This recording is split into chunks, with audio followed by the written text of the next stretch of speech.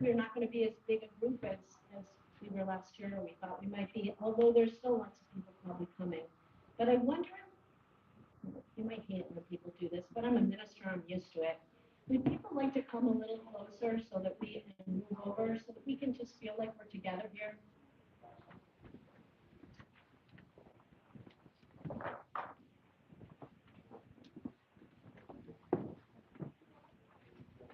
Okay. So thank you so much for coming. I would like to start just with some appreciation and gratitude. Uh, uh, First of all, to the Waltham Community Leadership Group, which meets here every Tuesday, a group of housed and unhoused folks who are about centering the voices of unhoused people in the issues that are of concern to them.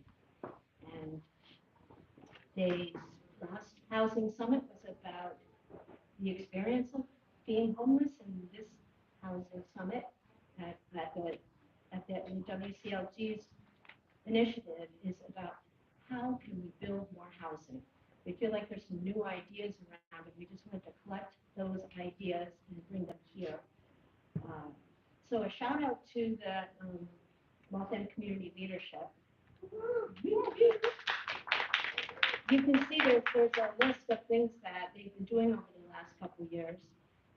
And also a shout out to Will Assisted Living, who has sponsored this um, event so that we can rent space and have goodies and such like that.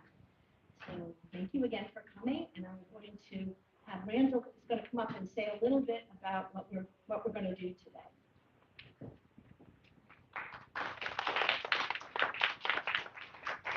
Thank you, Becky. Everybody has a copy of the detailed agenda, and we're going to follow that. And I will be introducing all of the speakers as well as being the speaker.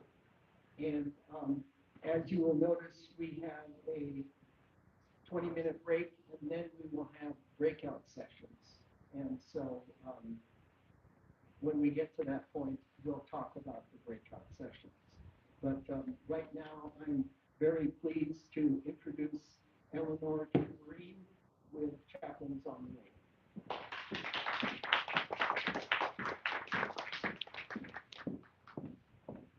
Hello, I am Chaplain Eleanor. I'm the Director of Chaplaincy and Programs at Chaplains on the Way. Thank you all for coming and for being here. I gave some thought as to what maybe a theme or a word that could maybe encapsulate what we are doing here today. And given that we are discussing maybe options, ideas, solutions, I thought vision was a good word for today. So I'm going to offer first a quote, a short quote from Jonathan Swift, who was a clergyman. He's an Irishman, and he was very vocal about the political issues of his day in the late 16 and early 1700s. He's best known for Gulliver's Travels. Vision is the art of seeing what is invisible to others. And now a blessing or a prayer, however you wish to think of it. Grant us the vision to see the good in all people and the beauty in all things, so that every breath I take is peace and every word we speak is love. Grant us the vision to feel the purity in our hearts and the wisdom in our souls, so that every thought we think is clear and every step we take is sure. Grant us the vision to understand the sacredness of all life and the connection between each soul, so that all union among beings is revered and every beat of life is great. So may it be.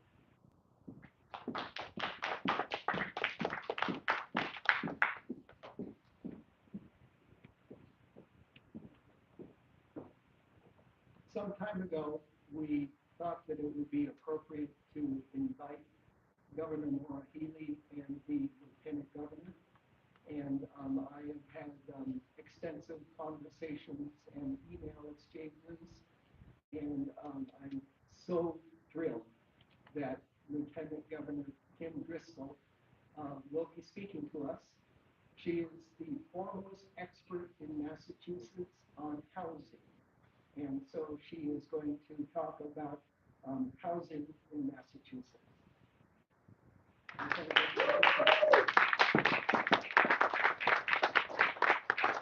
Thank you, Randall. I don't know if I'm the foremost expert, but I can assure you that it's definitely something that our administration is focused on, passionate about, and understands that it's going to take community. So I want to thank everybody from the Waltham community for this invitation, for the work that we do in partnership to try and grow the type of housing we need, not only in Waltham, but in all 351 of our cities and towns. And I know Mayor McCarthy is here. It's good to see her. We were colleagues before this job. I was the mayor in Salem for a number of years. And Jeanette and I have been able to work together as colleagues for a number of years. So it's always good to see you as well. Let me just start out by saying housing is the state's biggest crisis. Like there are lots of things that we work on, obviously, in a state government trying to serve communities who do a lot of the work that most of us rely on a day-to-day basis. What the governor and I have found is that no matter what community we're in, no matter what part of the Commonwealth we're in, the number one issue on people's minds, from the Berkshires to Boston and down at the Cape, in the North Shore where I live, or Merrimack Valley, in the heart of the Commonwealth, greater Worcester area, the number one issue is housing. Not enough housing that's affordable to the people who live there. Even in places where housing is more affordable than greater Boston, it's not more affordable for the folks who are living there. The type of housing that community members need also very much at stake. When we talk to business leaders, they talk about not being able to attract the workforce and the talent that they need because of the lack of affordable housing. We had a meeting with hospital CEOs, and they remarked, if you waited in a long line at your emergency room, blame the housing crisis because we can't hire the people we need to be able to serve you. So it's so connected to so much of what we do. And it's also just such a fundamental need, and I would say a human right. Housing is key to our social determinants of health. We have better educational outcomes, less food insecurity when people have a roof over their head that's accessible and affordable. So for many of us, I think we know why this housing crisis exists. We haven't built enough housing collectively for the last decade. Plus, we have not built the housing to meet our needs, which means what we do have available for housing is very, very expensive. I'm not a native of Massachusetts. I actually am a Navy brat. I was born in Hawaii. My mom was from Trinidad. I came here to go to college, and I landed in Salem, a community that's nearly 400 years old, that has welcomed waves of immigrants from lots of different places, has lots of different characteristics and neighborhoods. First millionaire in America hailed from Salem, Massachusetts. We have amazing Federalist-style mansions right around the corner from the tenement houses where people worked on the docks. One of the things that I fell in love with about that community was its livability. We had people speaking different languages and different income levels and different types of housing. And it's what made Salem a place where you could afford to live, if you afford coffee, you afford beer for a living. Contributes to our what I can call our authenticity. And today, Salem, a gateway city, that the way I just described it to you, very accurate, except more and more people can't afford to live there. It is not a place where you can pour coffee and pour beer for a living and afford to live, unfortunately. And that's despite having a pro-housing administration for the last 17 years, trying to build housing and serve all of the populations, older adults, working families, our most vulnerable populations. We've built a range of housing, but we haven't been able to keep up. And so when you think about what that means across our Commonwealth, the people that you rely on the most in your everyday lives, anybody who hands you anything over a counter, or somebody that you might leave your kids with, the jobs that they're doing, or helping care for an older adult. Anyone who is the heroes during COVID, folks stocking shelves in the grocery store, or checking you out. When they can't afford to live in your community, that says something. That's a value proposition. It also really hurts our economy when we see so many folks who aren't able to stay here. One of the challenges we have in this Commonwealth is we're losing populations between the ages of 26 and 35. So we're still having a fair amount of babies. And the good news is, like, we're all living longer, hooray. The bad news is we don't have the type of housing we need, as we all want age in place with dignity and respect. And the population that we need and rely on at 26 to 35, they're leaving. They're leaving Massachusetts largely due to the high cost of housing. And if you think about that from an economic perspective, we're having kids and we're we're trying to grow a strong economy. When you're losing your workers, that's really challenging. So our Commonwealth has really stepped up. We, for the first time in decades, have a housing secretary. We've created a housing bond bill. It's the largest investment in the Commonwealth of Massachusetts in housing at all levels, investing in our existing public housing, 42,000 units. So these resources will go help preserve and modernize the affordable housing we have. Every community, we have 42,000 units of state-owned public housing. We want to make sure we're working with communities to grow. We need more housing. Like, this is not an intractable problem. We can solve it if we build more housing. It doesn't mean build it anywhere. It means be smart, build it in the places where you want in your community. But we've got to target additional density, transit-oriented development, smart growth. It also means we've got to have more of a pro-housing culture. Oftentimes, housing isn't built in communities because of communities. The places we love that are so special. In my own community, the Federalist-style mansions and areas that are dictated by neighborhoods where houses are close together, you couldn't rebuild it now because of zoning. So communities have got to come together to help us identify where can we grow, how do we do it, and we have a Commonwealth that will support it. I've got to wrap up my time really quickly, but I want to ask for your help in that regard.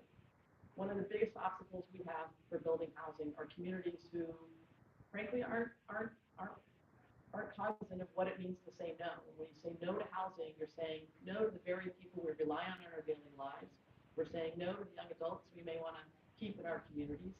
And most assuredly, we're hurting them to create the lifestyle that many of us have been fortunate enough to have. Our young adults are leaving with the highest amount of college debt that they've ever had. They can't see themselves building a home. If we don't fix this, this might be the first generation to do worse than their parents. That's not who we are as a Commonwealth. I think we can do enough to help our most vulnerable members with housing first models and supportive services. Those older adults, we haven't hit the apex of our aging baby boomers. That means we need a real senior housing network model with supportive services. And we want to make sure we're serving those working families. Even for people doing well, they can't afford to stay in this Commonwealth. So look, there's a lot at stake, and that's why I'm here this afternoon, because the only way we achieve that is by working at the community level to capture hearts and minds to build the type of housing we need. So I'm grateful that all of you are here. Please know that you have allies in the State House trying to work with you to develop the housing we need and want in our Commonwealth.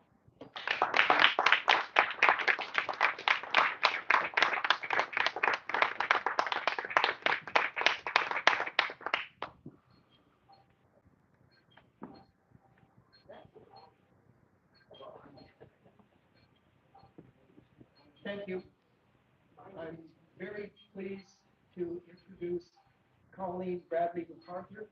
She previously was an active member of the leadership group, and she is an at-large city councilor in Waltham and has always been a supporter of homeless people and a passionate seeker on how to get more housing.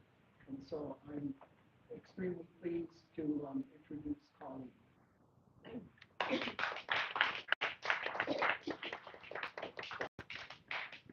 In lieu of Colleen being just, I guess, a little bit late, you know she's coming, I am pleased to introduce Lauren Rose from the Waltham Community Day Center, who helps council people get into housing, and she knows the obstacles of it.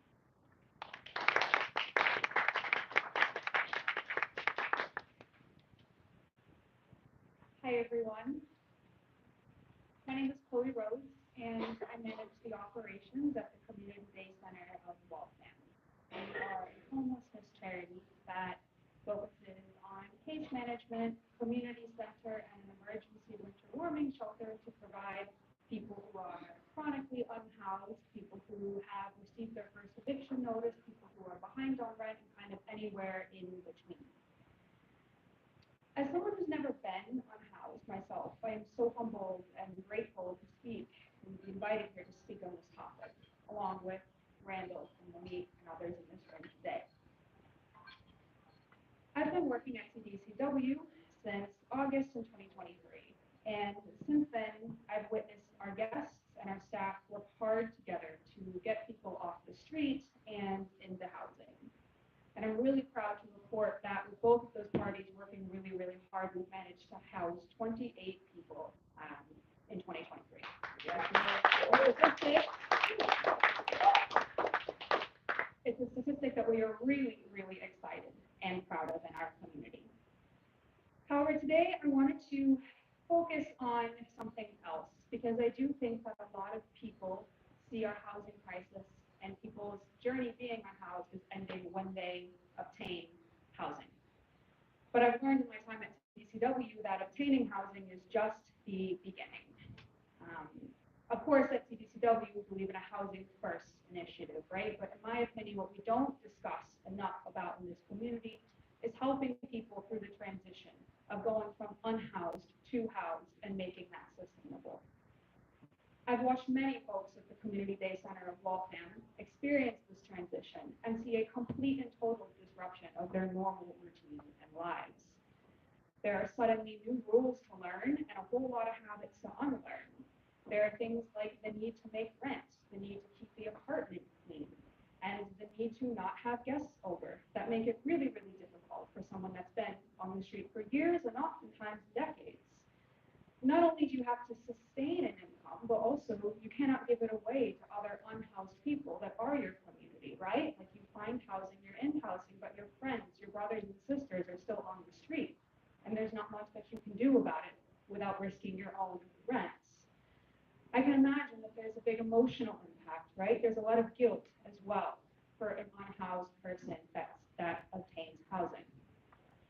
At CDCW, we work to support people once they become housed, but we have one full-time case manager, Lordy, and while she does housing sustainability visits, she goes to their houses, she checks in on them. Are you paying your rent?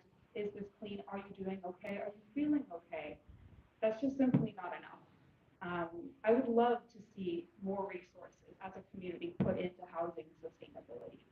I would love to see more case managers doing similar work, mental health clinicians, new and other social workers that are available and ready to assist through this transition of being unhoused and finding housing. And of course, I'd love to see more meetings happen like this, where these case managers, these mental health clinicians, and people who are going through this transition come together so we really make sure that we're targeting the needs of this community. This sounds like a huge project to undertake, but coming to meetings like this one today gives me a lot of hope because I see already that our community can come together this way, and it gives me hope that this is a project we can take on and we will make it happen. Thank you so much for having me.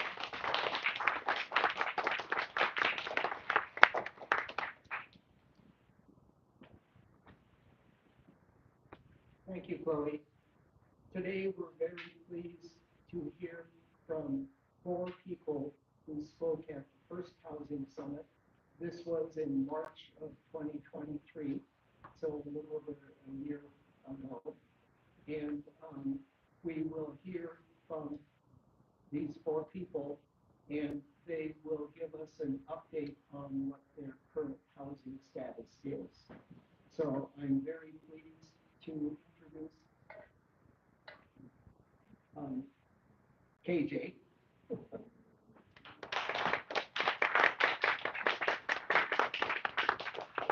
Good afternoon. How's everybody doing? Okay. All right, my real name's all right, sorry, I got the microphone. So my name's Kevin Robertson Jr. I'm better known as KJ. I grew up in Waltham, played youth hockey, eventually graduated from Waltham High School. When I was 9, I started experiencing pain in my hips, which was eventually diagnosed as rheumatoid arthritis. At the time, doctors tried to ease my pain with cortisone injections and rounds of painkillers like Vicodin and Percocets. Eventually, doctors prescribed me fentanyl patches long before I knew what that was.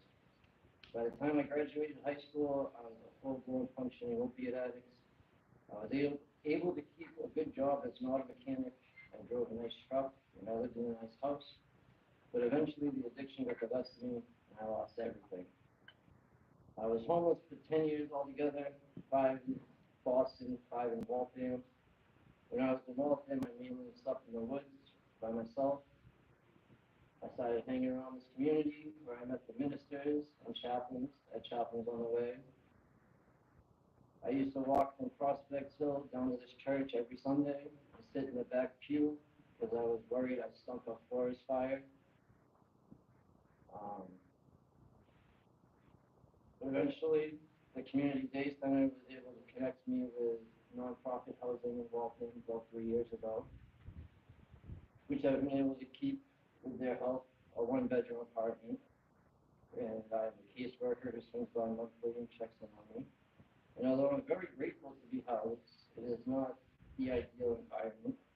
Most of my neighbors are in recovery, thinking about recovery, or thinking about being in recovery, thinking about being in recovery, sorry. Uh, Over the past year, I've been able to keep a job as a facilities coordinator here at this church, First Parish, which I would not have been able to do without the support, the chaplains on the way, and the church and the community giving me. I'm very grateful to be where I am. But to continue to reach my goals and succeed, I need access to safe, clean, and affordable housing, something I think everybody deserves. So let's make that happen. Thank you.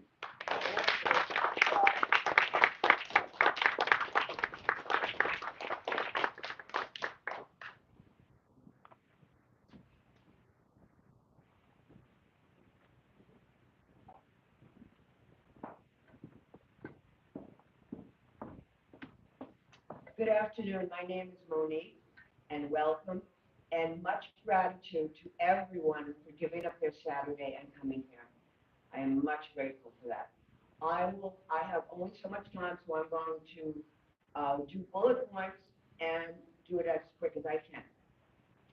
I'm going to talk about my first point, outreach workers. Being housed, being unhoused causes many different traumas. Past and present trauma is exponentially increased as well.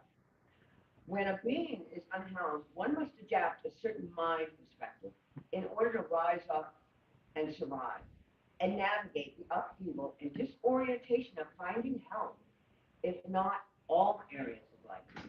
We need outreach workers for newly housed people to restabilize and adapt to a new thriving mind perspective and to assimilate to daily living needs and goals. Creating funding could be a possibility. We could use interns from all types of institutions and all areas of study. Now, my second bullet point. This is story time. Does everybody like stories? Good. Okay. 4,000 years ago in Mesopotamia, Hammurabi's Code was instituted with over 300 and building codes. These civil laws have been used throughout different civilizations. The wording and meaning, almost verbatim, are still being used and are on the books in this country today.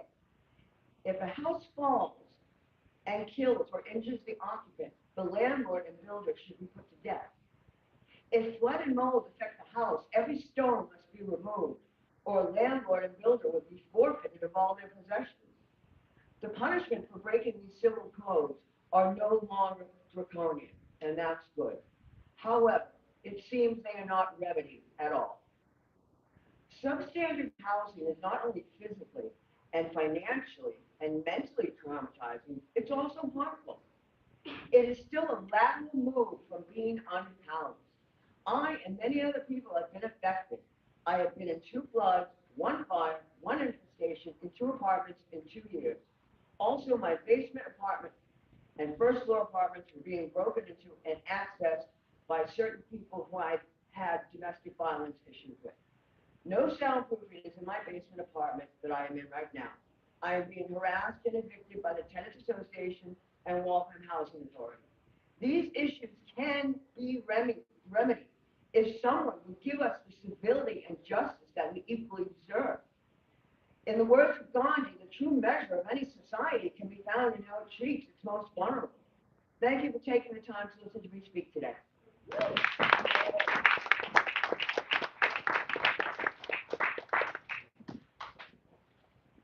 Thank you, Monique. Is Julia here? Yes, I'm very pleased to introduce Julia Davidovitz. She is a regional organizer for Abundant Housing, Massachusetts.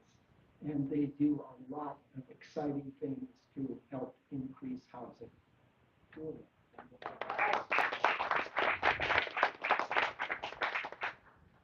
Hi, thank you so much to the Waltham Community Leadership Group for inviting me to speak today.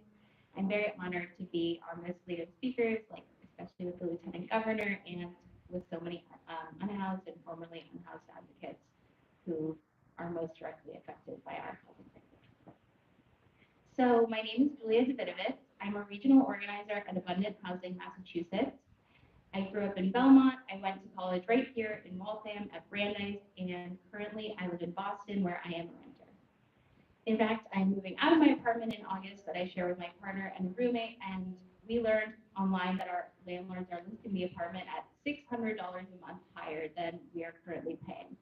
This work is very personal to me, as I'm sure it is to all of you. The rent is too damn high. I am proud to work for Abundant Housing Massachusetts, an organization whose motto is Massachusetts is for everyone. We believe that people should be able to move where they want, when they want, and not because they are forced to move due to rent increases or displacement.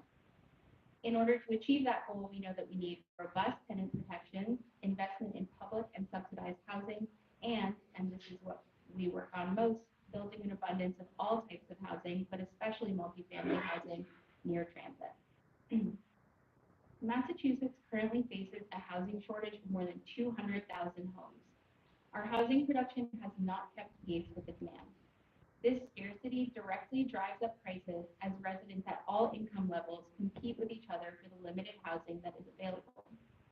A recent Zillow report showed that Metro Boston is facing the worst housing inventory crunch in the U.S., which led to 49% of home listings being sold over asking price in March of this year. In order to meet the demand for housing and create a more equitable housing market, Massachusetts communities need the right tools to build more housing in every city and town. I'm very excited to be working with Waltham's local pro-housing group, Waltham Inclusive Neighborhoods, or WIN for short, to advocate for strong implementation of the MBTA Communities Law, a zoning reform law which I feel is a reasonable and measured approach to creating the housing we so desperately need. This law alone is not going to solve our housing crisis, but it is a very important tool in our toolbox towards mitigating the housing supply deficit that limits our options and contributes to an environment where landlords can raise the rent hundreds of dollars, knowing they can find a desperate tenant who's willing to pay. The MBTA Communities Law requires communities like Waltham to create a zoning district of reasonable size where multifamily housing is allowed by right.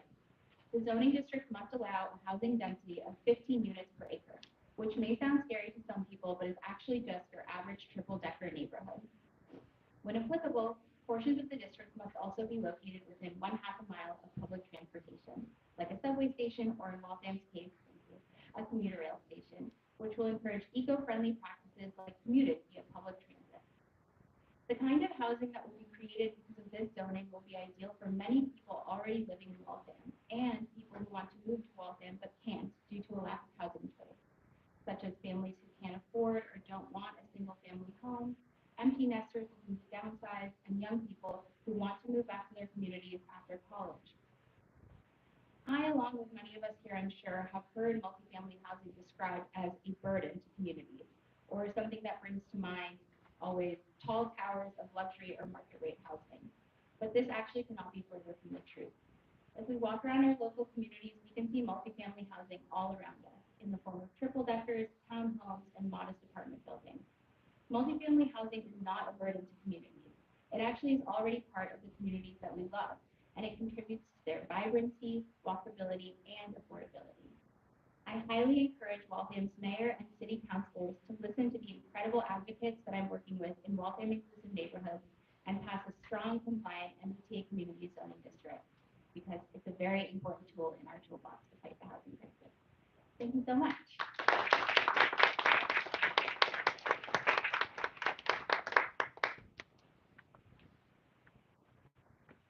Thank you, Julia. Colleen is here. So I'm very pleased to have Colleen. I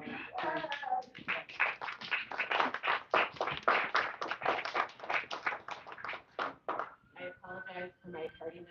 There was childcare and pet care cross communication. So I'm so grateful to be here with you now.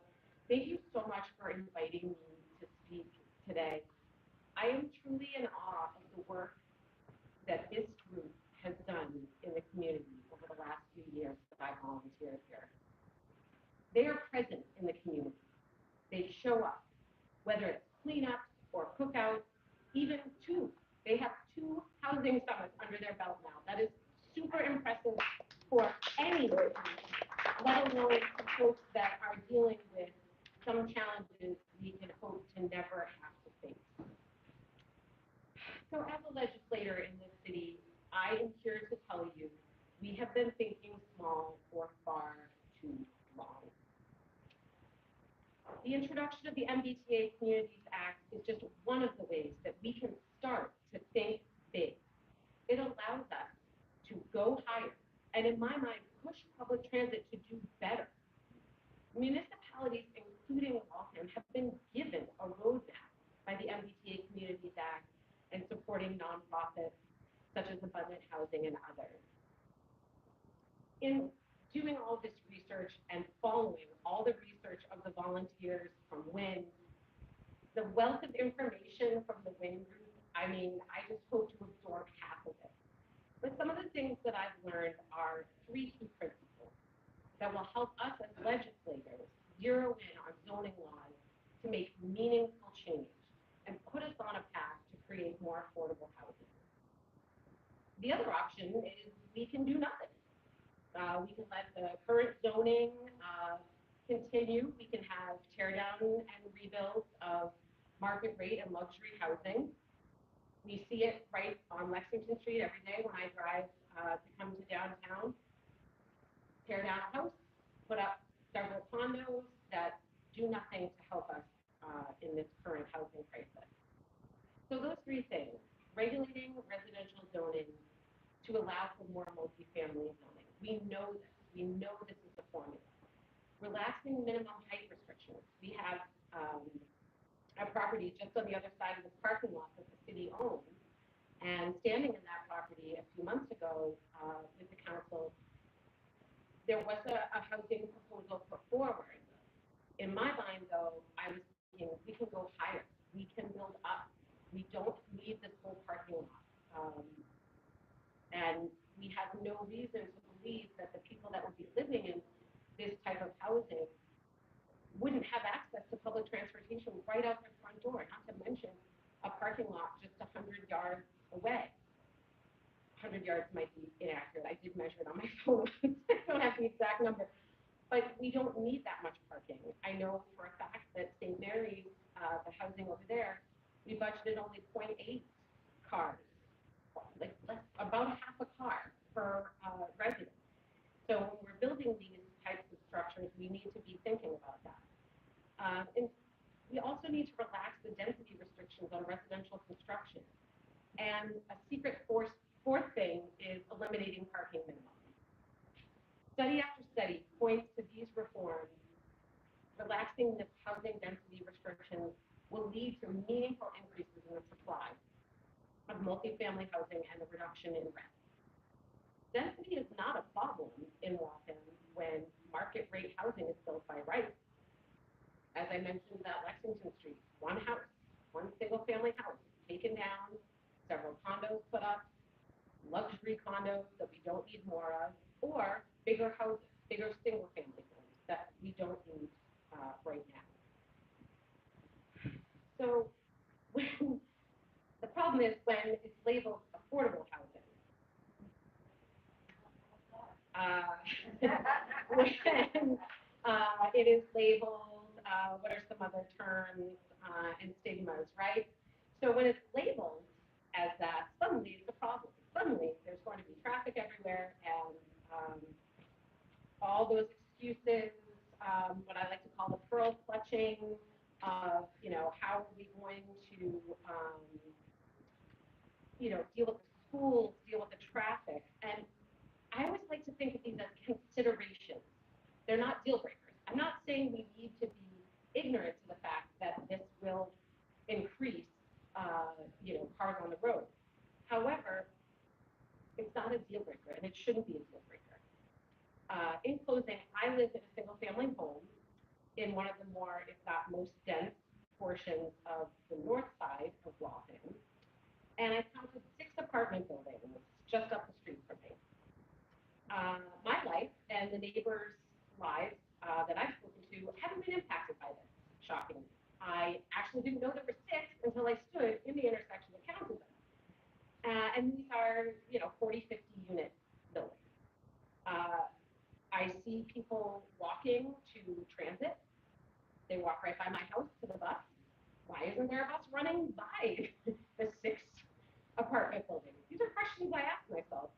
And the other thing that doesn't seem to happen is we're not lemmings. We don't all come out of the apartment building at the same time, and we do not come back into the apartment building at the same time. Therefore, I have never seen traffic pileups.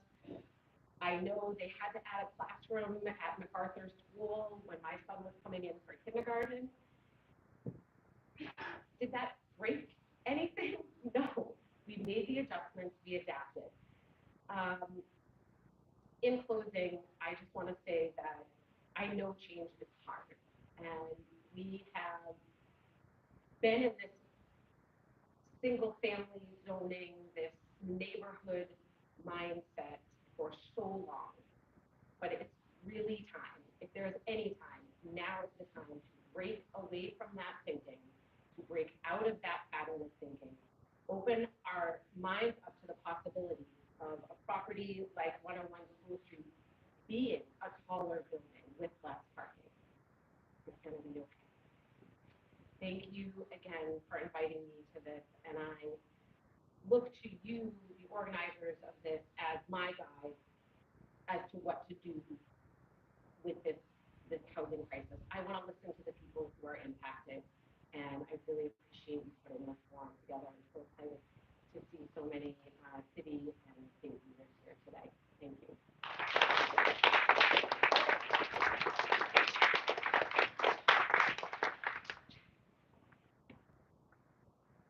Thank you, Colleen. Is Milton here? Okay. I'm the next speaker. I want to talk about other housing options. And the first one I want to talk about is one I'm really excited about, and I don't know why there isn't more discussion about it. It's congregate housing. And in Newton, I've never lived there, but I have been in 2 congregate housings. What that means is that you have your own room with a bed and you can lock the door. But you share a bathroom, you share a kitchen, and you share living room. And they have a really nice one in Newton, and it is a purpose-built building. I am also familiar with another one that was a large house that was converted into a congregate. Again, everybody has their own room with a bed. In this case, they actually have a sink, which is really nice. But again, it's a shared kitchen, shared living room, and shared bathroom facilities. And this makes a lot of sense because they are much less than getting your own place to stay. I know that there is, as with just about all housing, there's a long wait list in Newton. But I definitely hope that governments and housing advocates would give more consideration to congregate housing. Another option I wanted to talk about is a company that manufactures mass-produced housing in Las Vegas, and it's a company called Boxable. I would recommend you check their webpage. It's boxabl.com.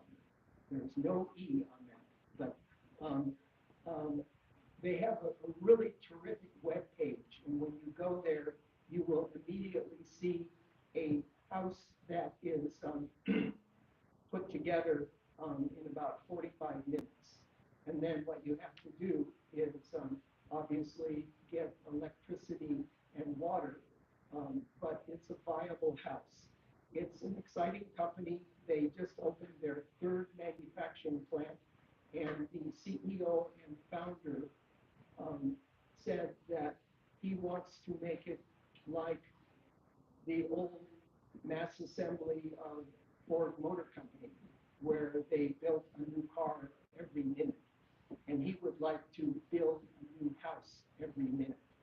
So it's an exciting company, and they have a $200 million contract with the Department of Defense because they often need quick housing, and also um, Elon Musk has purchased one and lived in it. So it's a very viable option.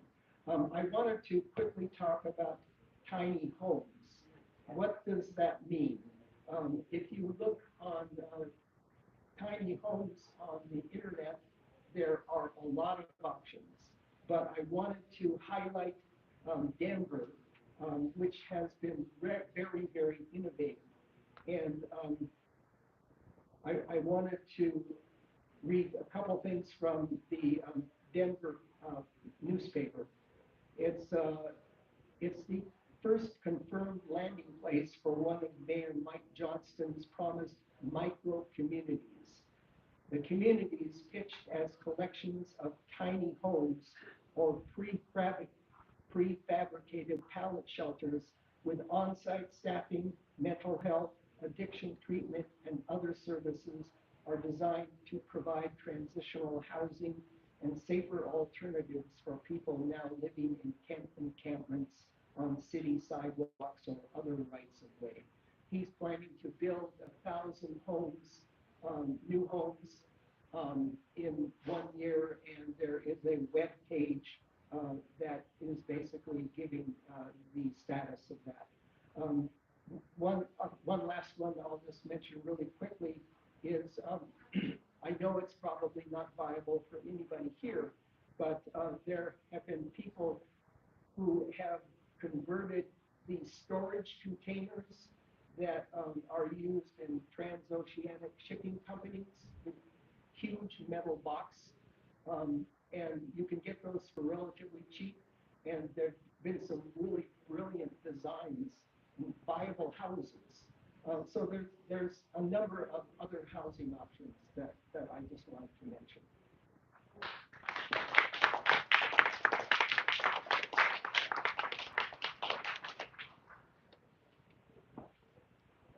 I'm very pleased to introduce my chaplain, the Reverend um, Cheryl Kerr with the United Parish of Auburndale, and she is speaking housing as a moral imperative.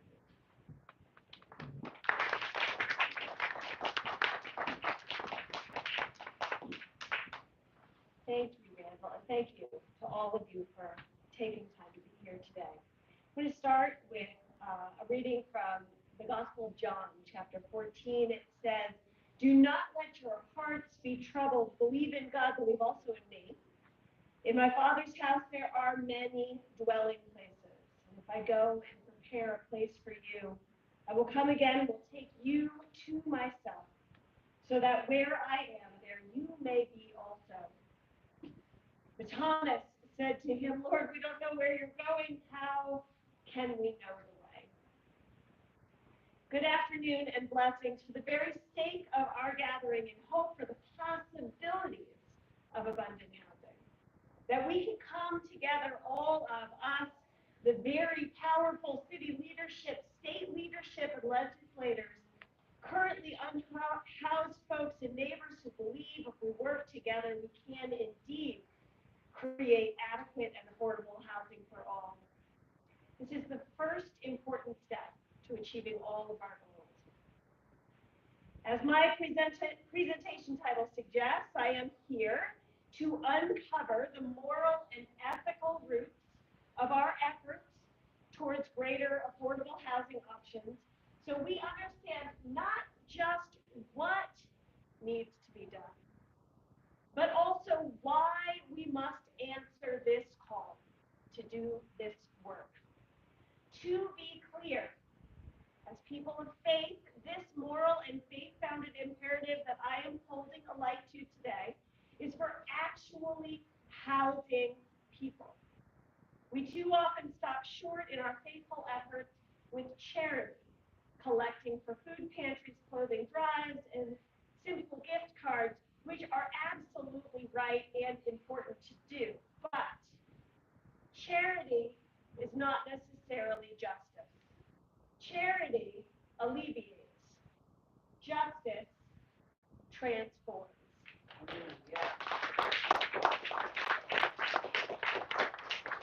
By advocating and working for affordable housing for all, we are not just seeking to alleviate the current housing crisis, but to transform culture, to recognize the human God-granted right for adequate housing. My foundation, you guys asked the preacher to come up again. My foundation is Christianity, and one of the very premises of our faith is to work towards restoring equity, justice, and peace to this world that was and is God's creation. Arguably, one of our most oft-spoken prayers says, "On earth as it is in heaven."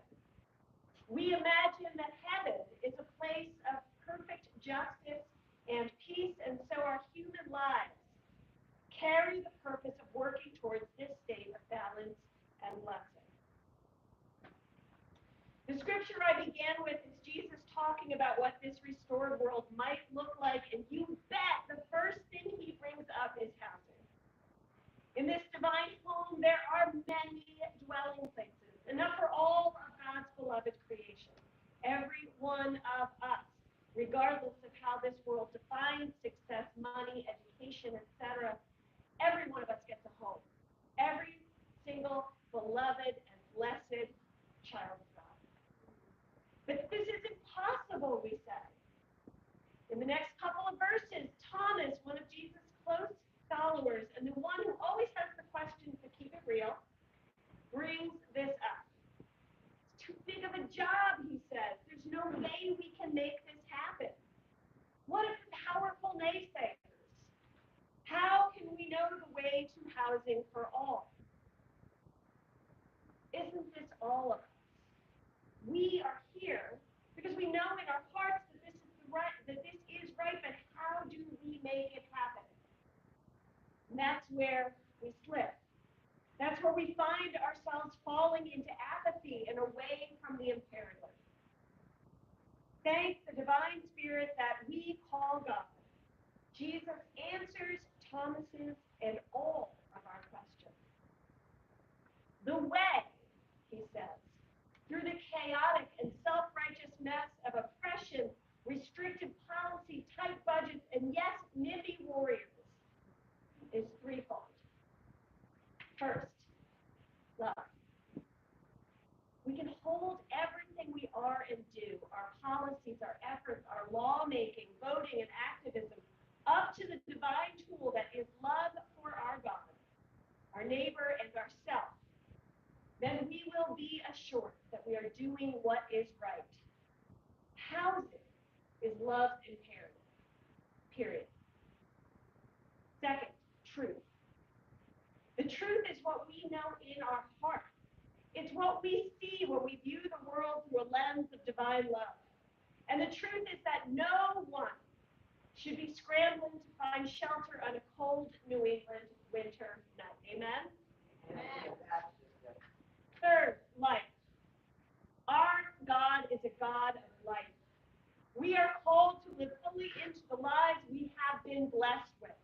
And too many folks here in this room can tell us that it gets awfully hard to live when you don't know where you're going to sleep at night.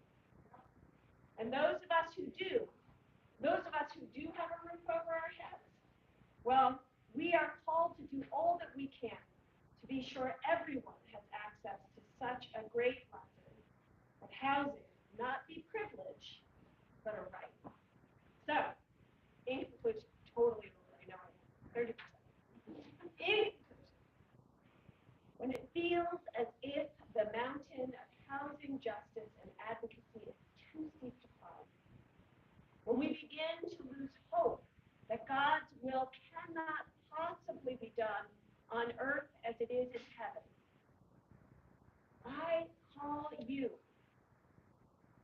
to remember what God says to Job, the Hebrew people's example of the deepest suffering. This is from chapter 5. He saves the needy from the sword of their mouth, from the hand of the mighty.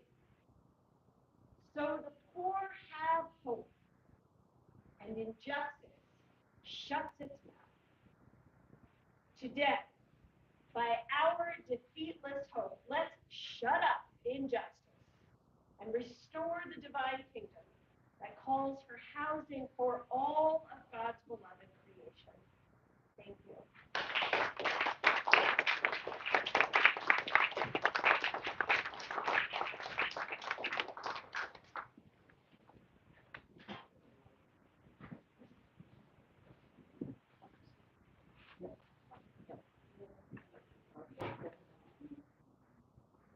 So now Randall and I, we know you've been waiting a long time and listening, so we need to stand up and shake. Yeah. But shake it, don't break it. Feel free to stand up and go around. Randall's gonna demonstrate the shake. No. Yes, you are. You can shake them. Yes, you are. Right, but we are gonna have a longer real break in a little while. But now Randall's gonna introduce the next person.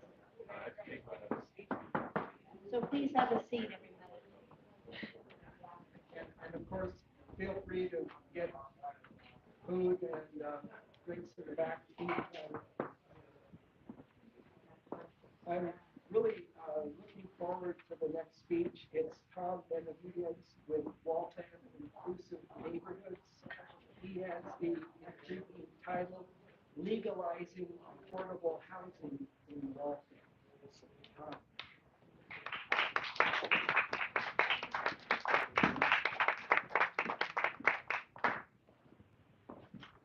I will try to speak loudly and clearly so that way folks can listen as they get their food and drink. As Randall said, my name is Tom Benavides, and I am here as a member of Waltham Inclusive Neighborhoods. I'm very thankful to the Community Leadership Group for hosting this event and inviting us. Also thankful for the work we've done over the past year. For those who don't know, our two groups have been a part of a statewide housing justice initiative this past year, where we have been advocating for more affordable housing funding and better access to housing for those returning from incarceration. I'm incredibly proud of the work we've done so far, and I'm incredibly excited to be speaking with all of you today as we discuss how we can address and solve the housing crisis here in Waltham. So Waltham Inclusive Neighborhoods is all about advocating for more abundant and affordable housing. And that's really important because here in Waltham, we really need a lot more abundant and affordable homes. And I do have really good news on that front. Currently, as we speak, there are 242 affordable income-restricted homes under construction or permitted for construction in Waltham today. This is really good news. This is awesome. And of those 242 units, half of them are affordable at 60% AMI, which is a technical term, but that just means that they are what people in our government and media commonly refer to as truly affordable housing. So this is desperately needed, very affordable housing, hundreds of units that is coming to Waltham in the next couple of years. But there is bad news as well. And the bad news is that under Waltham's local laws, every single one of those 242 affordable units of housing is legal to build. On the land where this affordable housing construction is currently happening, our zoning code says that developers should only be allowed to build $1 million duplexes or no housing at all. Wow. So this is bad. Also doesn't quite add up, right? It begs the question, if our zoning code has made affordable housing construction illegal, how have developers been able to get away with building 242 units of affordable housing anyway? The answer to this is a state law called Chapter 40B, which says that if certain cities or towns, such as Waltham, don't meet certain affordable housing standards, then the state will allow developers to completely ignore Waltham's local laws, so long as at least 25% of the housing they create are affordable and income restricted. And what this looks like the buildings that are popping up on Pond Street, the buildings that are popping up on Winter Street, Bear Hill Road, very nice. Yeah, this is all 40B housing. This is how the 242 units of affordable homes are being constructed.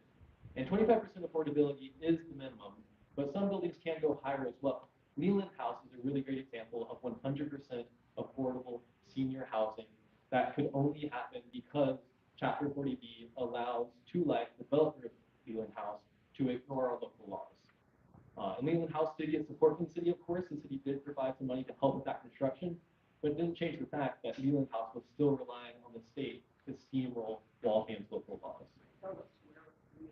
And Leland House is at the intersection of Newton and Main Street, right next to the senior center. 66 units of affordable housing for seniors. Yeah, and let me remember where I was. And this 40B is how 240 of our 242 affordable units of housing are being built. 2 of them are actually being built, though, by the city at Maternal. But unfortunately, these 2 units of housing are also illegal. Waltham still needs to rewrite its zoning code in order for families to actually live in those 2 affordable homes. And this is the heart of the matter. Even though affordable housing is illegal, Waltham has the power to rewrite its zoning code. Let me repeat that again, because that is the heart of the issue. Waltham has power over its own laws. Affordable housing construction is currently illegal, but it does not have to be that way. And the solutions are endless. This can all happen by simple majority vote of city council, but there are so many ways we can address this, many of them which Colleen Bradley MacArthur, city councilor, talked about. We could legalize small backyard homes called ADUs, which are tiny and affordable. We could legalize smaller lot splits, allow a larger number of affordable senior family starter homes to be created instead of big mansions. We could go above and beyond our compliance with the MBTA Communities Act to legalize thousands of multifamily homes and hundreds of affordable income restricted homes. We could create an affordable housing overlay, which would operate similar to 40B, where affordable housing developers can build a lot more than by default, except it would be under Waltham's rules instead of the state having to overrule us. There are so many solutions, but every single one of them requires our city council to change our zoning laws. So if you want to learn more, Waltham Inclusive Neighborhoods will be hosting a breakout session after all these speeches later this afternoon. We'll be right in that corner, especially if you're an elected leader, but I encourage everyone to attend. I promise you will learn a lot about how we can solve this problem. Thank you so much.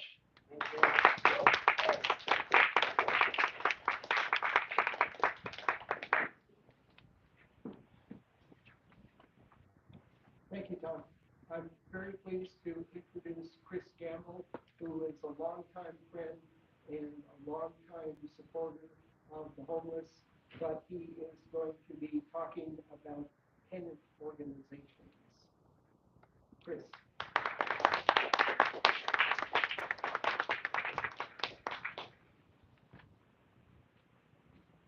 Hello, everyone. Today I'm representing Tenants of Waltham, which is a grassroots tenant advocacy group in the city of Waltham. We believe in advocating and expanding the rights of renters in the city through education, mobilization, and accompaniment.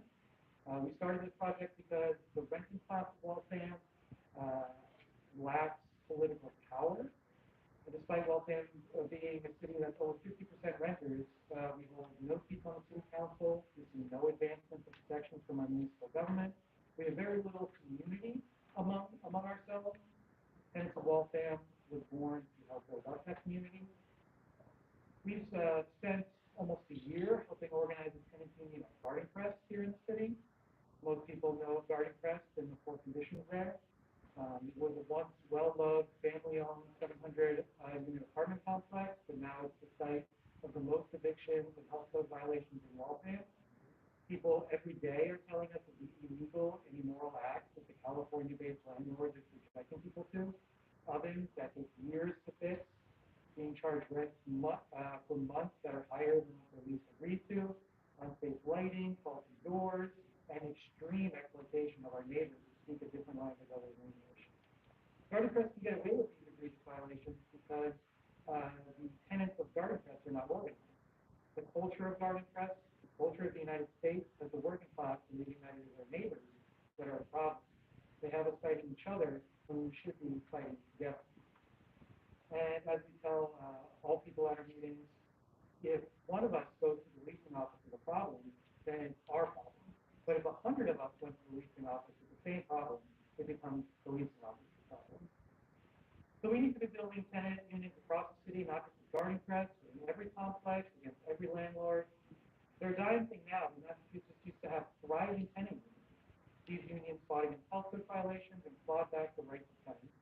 We were once the site of a very strong rent control across the state.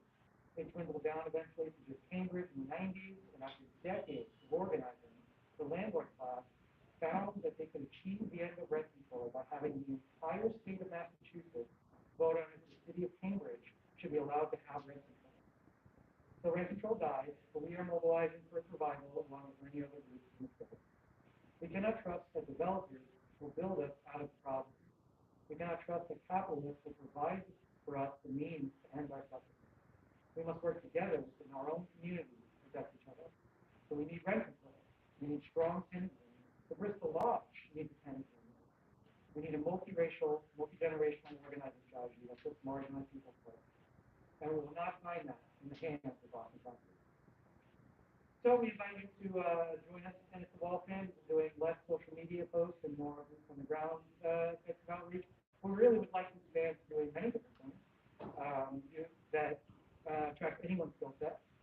You can help us design flyers, you can help us talk with neighbors, help us plan events across the city, help us translate it to many different languages spoken on the Waltham streets.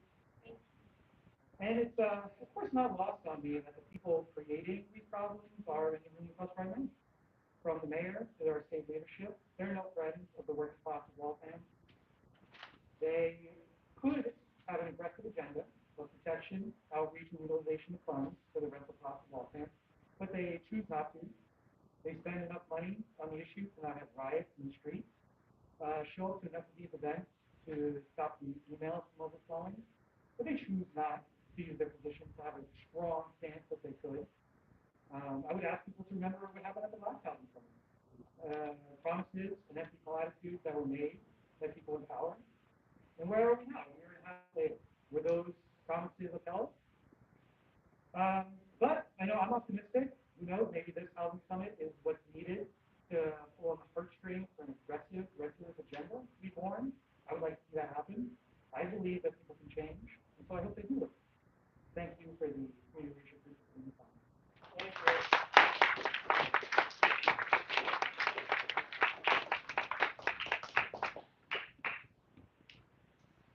Is Reverend Burns?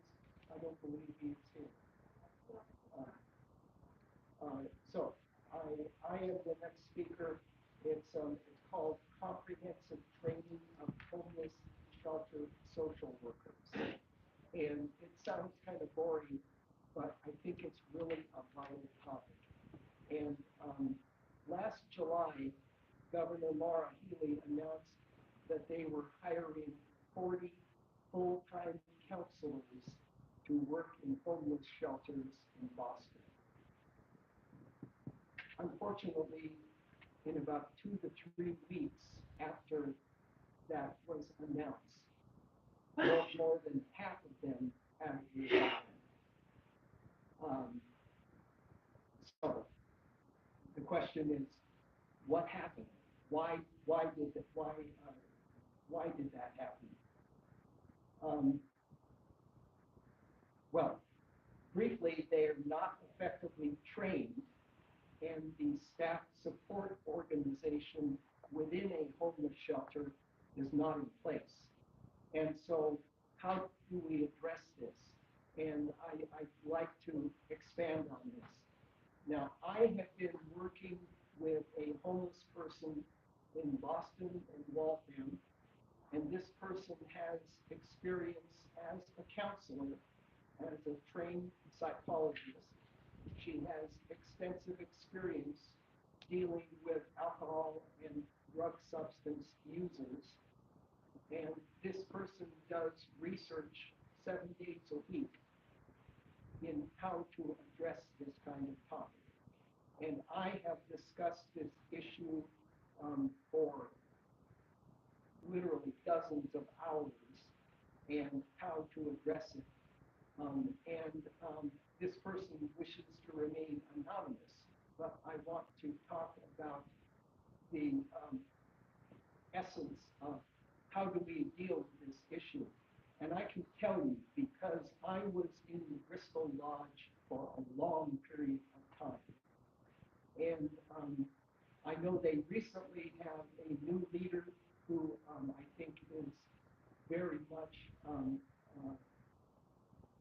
compassionate about homeless people, but the staff, just like across the state of Massachusetts, they're worthless.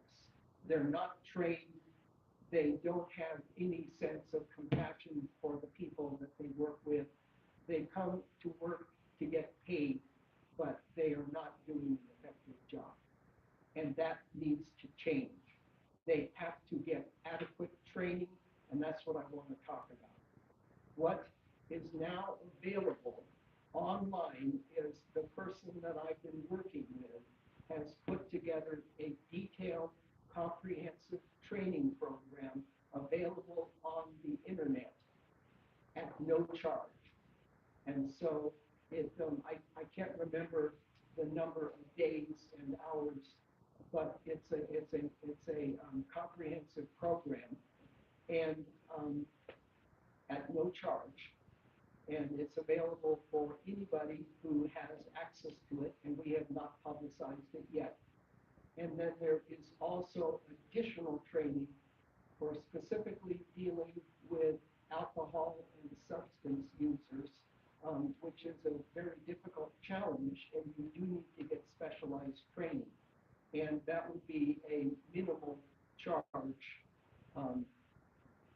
But the other key, I think, is one of the characteristics, and what we're striving for is that anybody who comes to a homeless shelter, now or in the future, or an apartment complex that has a lot of people, is that in addition to signing a lease agreement, you have to sign a contract stating this is what I will do to help the community. It may be something as simple as helping taking out the garbage or sweeping the common areas, but it is a commitment that the people have to make. And the other thing is that the support structure, how the idea is the staff can't work alone. They have to work with their other associates. And so if they have a difficult case, they would talk to their other counselors and make a collective decision. And it's usually a 3 strikes and you're out, so that if they violate the rule, they would be given the first warning, the second warning, and after the third warning, they would be excluded. But I think that training is really critical to have competent housing social workers.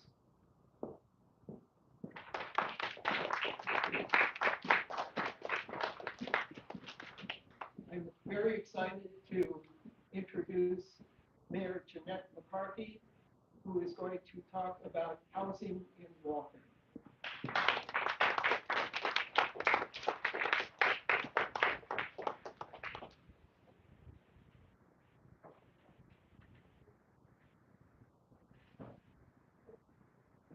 Good afternoon, everyone. Nice to see you. Thank you for inviting me. And thank you, everybody, for everything that you do to help people, whether it be in our community or another community. There's all kinds of housing being built around the city of Waltham. All you have to do is go any place in the city, you'll see things being built up or ripped down and monstrosities built in that place. But in my opinion, that's not the type of housing that we should be building. I have experience with building affordable housing.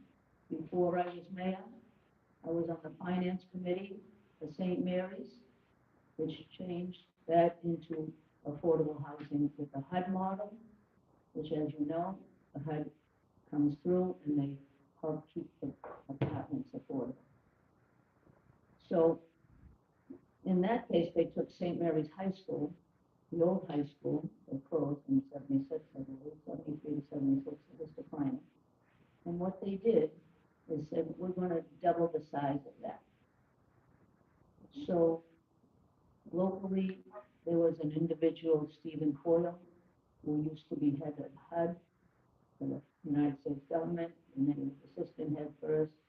But he went to St. Mary's High School, so all of the problems that we ran into to get that housing passed, including earthquake insurance and all kinds of things that affect your funding, we were able to work through those. As a parish, as the finance committee, and Father Wendell Vero had asked me to be on the finance committee because of my background. So I can say that's a very popular place, but there aren't really vacancies and there's long waiting room. So the next thing, when you look at it, I grew up, everybody knows by now that I grew up in the housing project on Chesterbrook from the age of 5. First we owned an apartment on Myrtle Street, then at the age of 5, my father, who was a veteran, we were able to move to Chesterbrook Housing Project. And we were there until my 13th birthday. And that housing was based upon what income, similar to St. Louis. So the next thing that I feel we should talk about is what is the type of housing that we should be building in the city? And I'm not going to say anything about who's responsible, who's not responsible. I want to tell you what Tim Driscoll, we had a conversation more than 2 years ago because the state is pushing multifamily housing, but in Waltham, multifamily housing is luxury housing. And I don't believe we need any more luxury housing in the city. What we need is housing that's truly affordable for all people, whether you be homeless, whether you have a job that you're working for, or whether or not you'll have income that gives you the ability to pay a certain amount of rent. So what we decided to do is we had a study of 5 surplus school buildings, and that was with the city council and mayor. And they agreed that 2 of those surplus schools, Hardy School, where I went to elementary school, and Bank School, where my sister went to elementary school, would become Hardy. So the model that we used was to first take Hardy School. You have a city building, how do you get it done? First you have to hire an architect, then you have to hire an OPM, then you have to come up with the design, then you have to come up with the funding. But first you have to have an idea, what do you want to do with it? So when you physically look at the building, it's rather small, but that building was used by Bentley College at the time, now Bentley University, and they converted that into 19 truly affordable housing units for seniors. 10 of them are single bedrooms and 9 are 2 bedrooms, and one of the bedroom units was used for a community center. We have not had to raise the rent, and the AMI at that property is 50% and below. And we have not had to raise the rent in that property, and it's self-sustained. And that includes other things that we did. Then we took the monstrosity of Bank School. Bank School was a very difficult building to put on. First of all, it was a big school building addition, and the new building and the old building. So what we decided in that case, I had a realtor, and the realtor said, this is what the value of the property is. They came up with the appraisal, $7 million.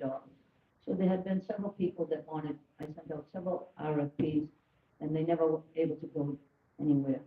I couldn't get the support. So finally I said, okay, we'll do it. So I prepared the condo documents, sent them to the law department for review, and we first went in for funding for the top floor to bring all the utilities up. because in a school, you don't necessarily have individual, bathrooms. So all of those utilities were down. So that was about $1.3 million. The recession hit. I asked the council at the time, can we go and do the other units right now? So we couldn't get that passed. But later, there was 24 affordable condos. 3 of them are deed restricted, but they were affordably priced. So for example, the most expensive one was 1,415 square feet. It went for about $475,000. The affordable units were at 225. So we went from 225 and mostly in 300s to a 3 2-bedroom. Okay? They said it wouldn't work. It has. So I believe in creating truly affordable housing that people can afford. In both of those instances, people can afford them. People, whether they live in Waltham or not. I also believe, right next door here, I had the council go on a tour, that I believe that that should be affordable housing for women between 55 and 65 who are working poor, who are almost homeless because they can't afford rent. That would have a model that they would each have a bathroom with kitchen, little kitchenette, but there would be a community living room, a community kitchen, and a community dining room. The rest of them would be individual. So that's going to proceed ahead. The only issue is the fire department has to use it for a little while, but I can get the plans going. So that's the model that I believe in. Now, in the case of Banks and Hardy and this, it will be 40B because the city submitted the 40B. So who submits the 40B determines what goes there. Make no mistake about it. The city of Waltham believes in truly affordable housing. And I have received the support of the city council as well as a lot of people when we did those 2 projects. And they have tremendous waiting lists. So then we have other city properties that I will use the same model. The difference between the models of the developers is the city's model is permanent affordable housing. Now, I know I don't have a lot of time, but that's the model that I believe in. Because once you set up the rules or the condo documents, they control.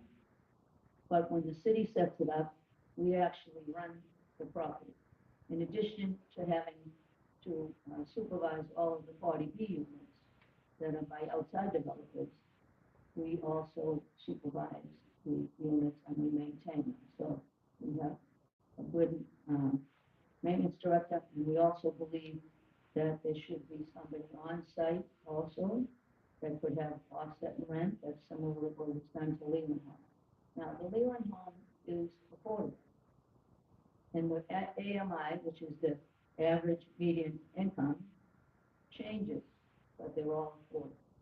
So they were able to offer that, and the city council basically directed that as part of that development. When they go over to a straight 40B, 75-25, and that 75% is terrible for us. Why? Because it's harder for you to meet the 40B. But I believe that we have plenty of other city buildings that we're working on that can create truly affordable, permanent housing. And that's the model that I proceed under. Now, I'd like to just address whether you're homeless now, whether you may be homeless or almost homeless, the real issue is how you transition. We had people out living on the common, right in front of our faces, dying. I went out personally to them. Want help? Yeah, you don't want any help. I said, well, when you do, we're there. What does it mean, Mayor? I said, well, we'll get you a doctor, we'll get you an appointment, we'll get you a social worker, and we'll work and triage you for the needs that you have. We've done that. Those people were able to move into housing. Unfortunately, one of them did die. and that's what we do. But the transition is this. We have plenty of people that get housing that are placed by various nonprofits in the city, including the city of Waltham. But because they're so accustomed to staying outside or need assistance to transition, that's where we believe that the social workers come in place. So during the budget season, we have social workers, plenty of them in the school department, schooling. We have social workers in the senior center. We have 2 social workers and a company in the, 2 in the police department. So the chief asked for another social worker. So I put in 2 because I wanted to have a social worker 7 days a week for 24 hours so that anybody needs the help of a social worker, they'll have that.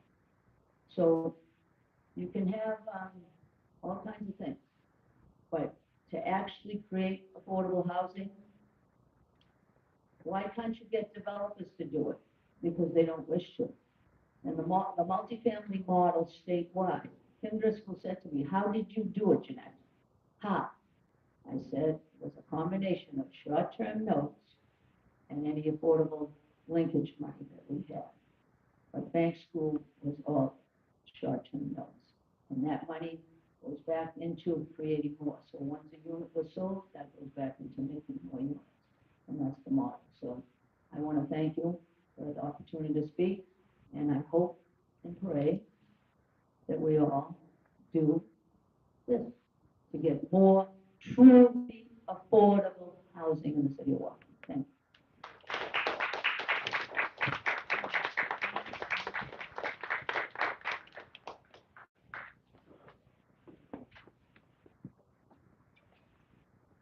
Thank you, Mayor McCarthy.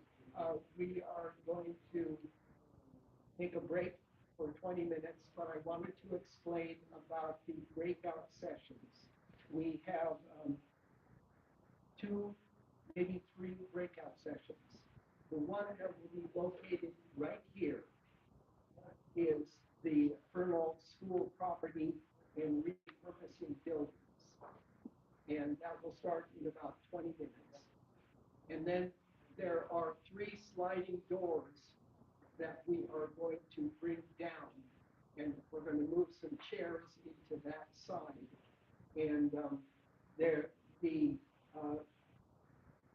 the breakout that will be there will be the zoning hub. And that is the one that Tom spoke about. So that will be a very, very interesting breakout session. And so that will be on that side in about 20 minutes. And then we will have community development corporations. I don't know how much interest there will be, but that will be in the chapel. And the chapel is basically down the hall, and you can find people to help you find that. But it's a very nice large room with a lot of seating. So let's take a break and help yourself to. Oh, and also Becky has the WCLG closing statement. So this is a prayer actually that my home minister says this before he reads his sermon. And I had used it several times in the community, and then the Waltham Community Leadership Group took it on as their closing words. Every time they meet on Tuesday, they say this. Here is the world. Beautiful and terrible things happen here. Be not afraid. Keep your heart tender. Keep your eyes soft. Because guess what?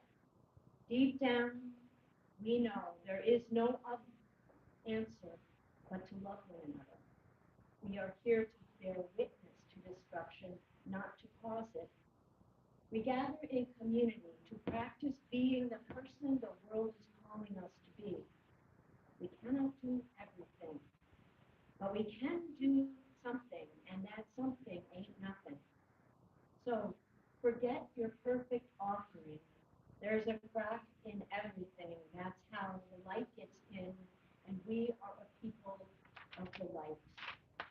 then we say, go in love, go in peace, go out to love and bless this world.